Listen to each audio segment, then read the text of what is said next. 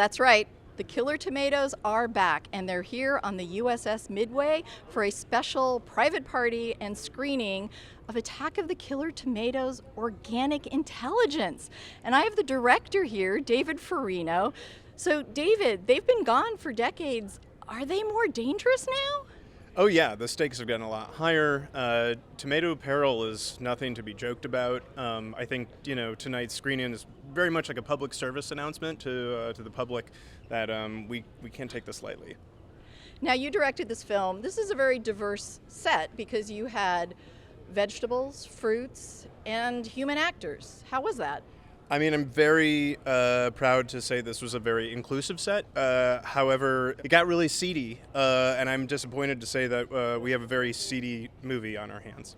We have the actress who had to fight some of these new tomatoes, Myrna Velasco. What is it like fighting killer tomatoes? Well, as David said, it is incredibly seedy. It is also...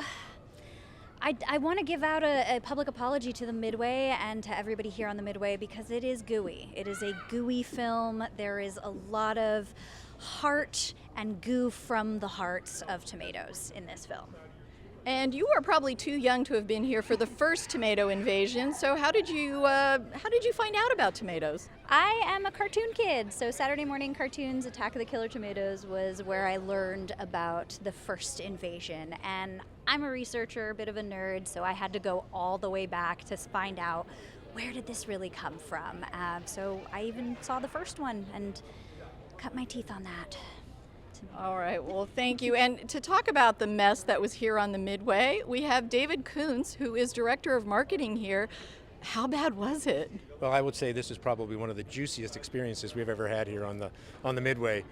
We were really delighted that they reached out to us and allowed us to actually be part of the film. So this is actually the headquarters, without giving away the plot too much, for the investigative bureau that was fighting the killer tomatoes. And are there any remains here that we might step on? Now, it took us several weeks to get everything cleaned up, but the carnage has finally been pushed aside and we're back operating as normal. Now, tonight's event is a private event. It's already sold out in full, but the funds from this are all going to be going to something very special for the Midway, and this is Freedom Park. So what is that? Exactly. So Midway is working in partnership with the Port of San Diego. So we are transforming Navy Pier, which has been here for 100 years, into a public park. And it's actually going to be the largest public park that pays tribute to veterans. So we are right in the midst of a huge capital campaign.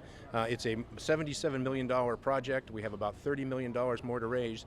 So just the funds that are coming as proceeds from the sale of tickets to this movie are going to be very, very important to continuing the process of building this incredibly wonderful park. Well, thank you very much. Here on the Midway, I'm Beth Accomando for KPBS News!